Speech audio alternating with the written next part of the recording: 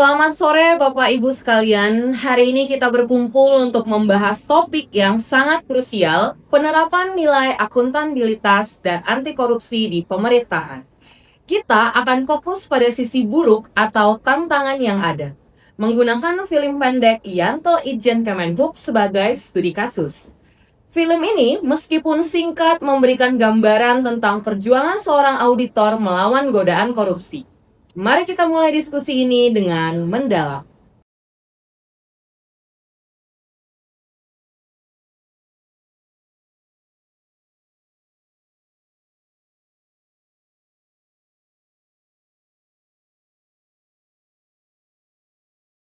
Sesi 1. Kita mulai untuk mengidentifikasi masalah utamanya. Silahkan untuk para audiens memberikan pendapatnya. Baik, menurut saya hal paling buruk yang langsung terlihat dari film ini adalah bagaimana ia secara gamblang menunjukkan bahwa godaan korupsi itu nyata dan ada di lingkungan kerja pemerintahan, bahkan di unit pengawasan sekalipun. Jadi ini bukan sekedar cerita fiksi, tapi cerminan dari masalah sistemik yang mungkin masih terjadi. Nah, keberadaan si Yanto yang harus berjuang sendirian ini dari tawaran suap itu justru menunjukkan potensi kelemahan dalam sistem pengawasan itu sendiri, atau setidaknya betapa rentan sistem terhadap intervensi. Jadi menurut saya mungkin itu. Saya kembalikan ke moderator. Kita lanjutkan untuk audiens selanjutnya. Saya sependapat dengan Mas Rival.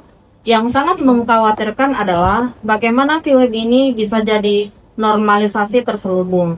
Jika seorang auditor saja digambarkan harus berjuang keras menolak suap, ini bisa menyiratkan bahwa praktik semacam itu sudah lumrah terjadi di sekitarnya. Ini bukan hanya soal Yanto, tapi bagaimana lingkungan kerja itu sendiri bisa jadi memaksa atau menggoda orang untuk korupsi.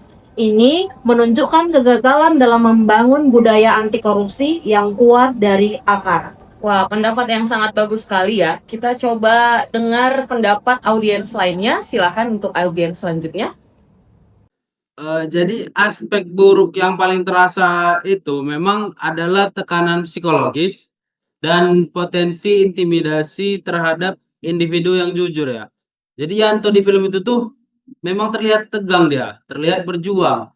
Di dunia nyata auditor atau pelapor yang jujur memang seringkali dia menghadapi risiko dikucilkan, dijauhi atau bahkan diancam tapi secara halus.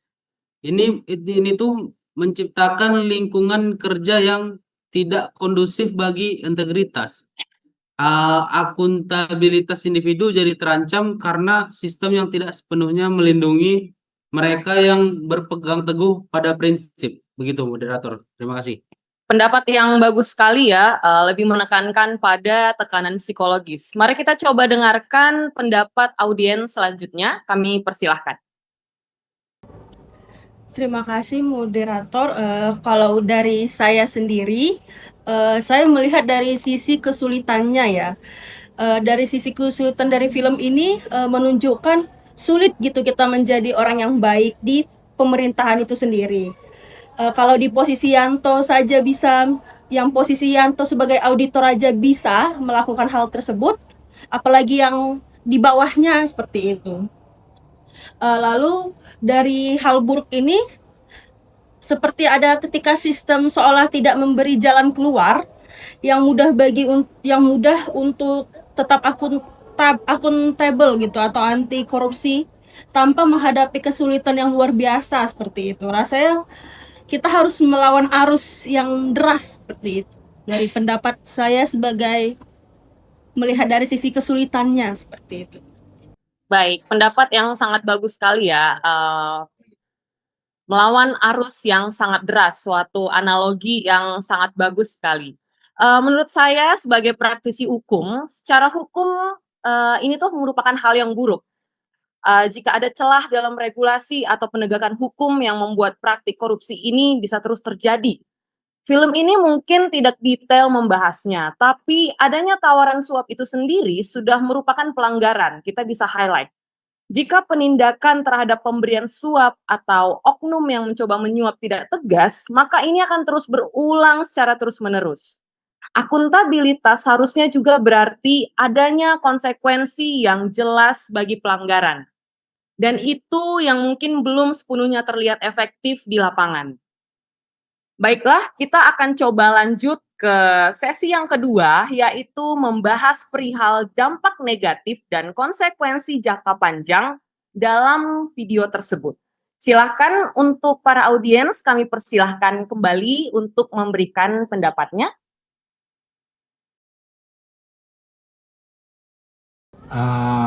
Baik, jadi kalau menurut saya dampak buruk itu sangat luas. Jadi korupsi sekecil apapun itu ya seperti yang digambarkan sebagai godaan Yanto akan menggerogoti efektivitas dari birokrasi.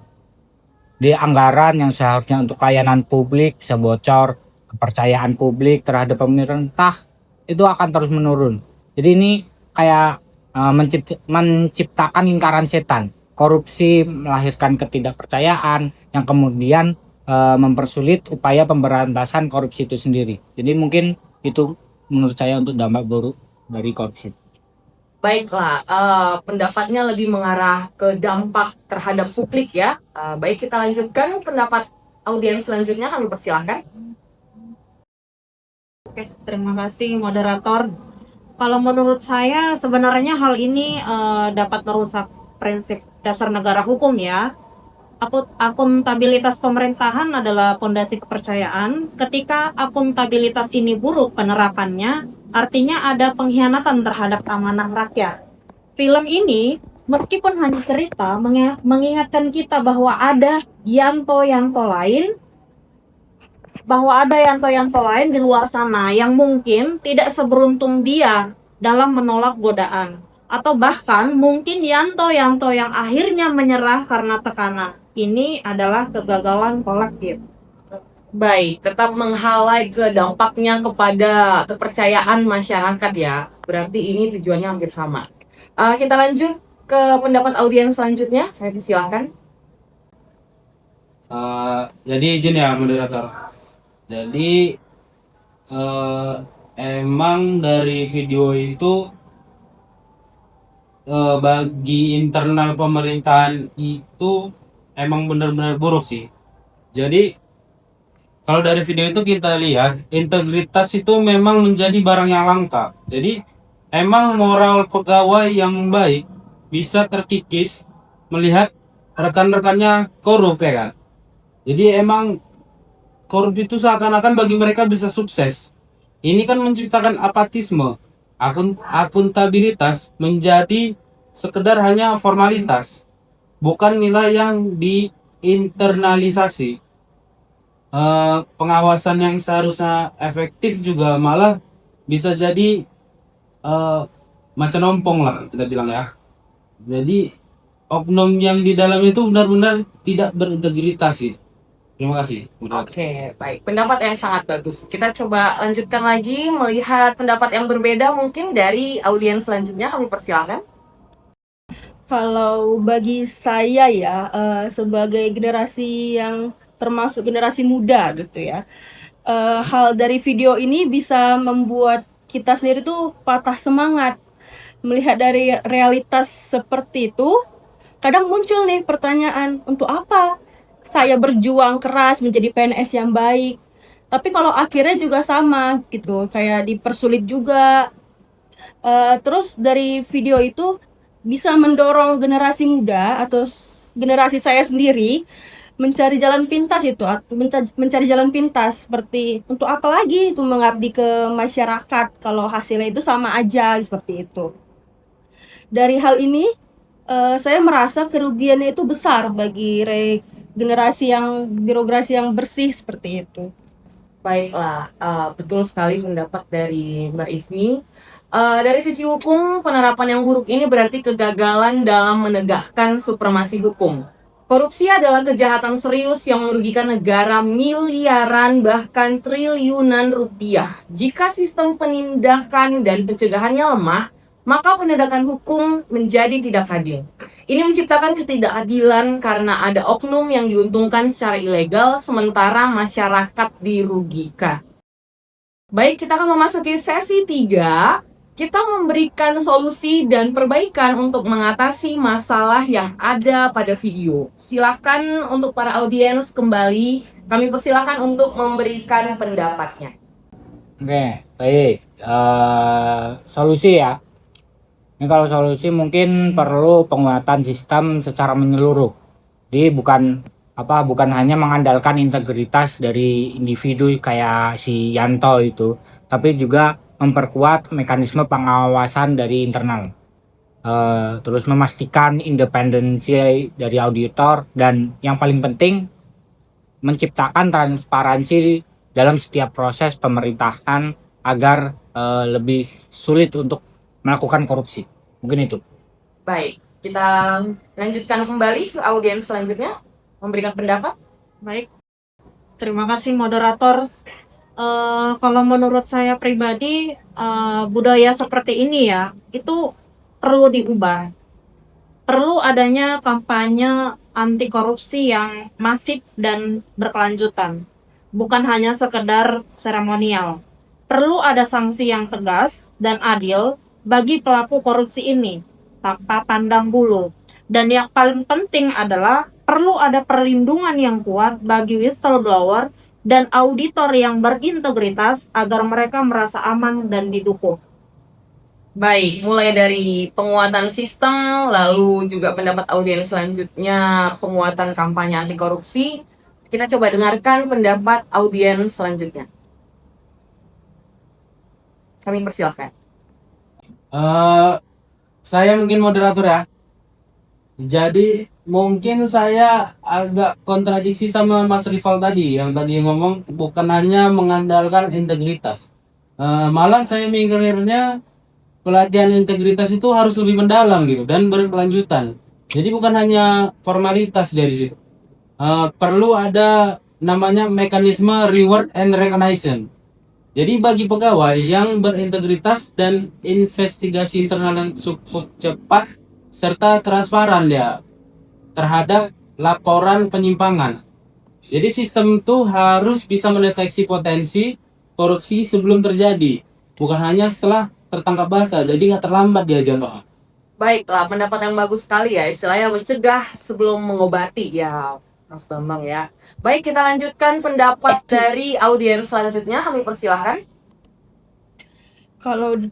Kalau dari saya sendiri perlu sistem meritokrasi gitu yang jelas untuk karir PNS selanjutnya seperti itu, sehingga integritas dan kinerja nanti menjadi faktor utama untuk promosi, bukan sekedar kedekatan di luar jalur seperti itu.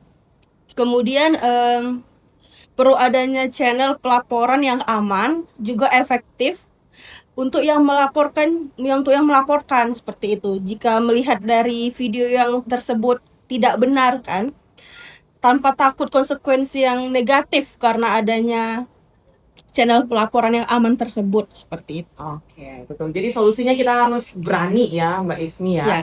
Baik, dari segi hukum, perlu evaluasi berkala terhadap peraturan perundang-undangan terkait pemberantasan korupsi dan administrasi pemerintahan.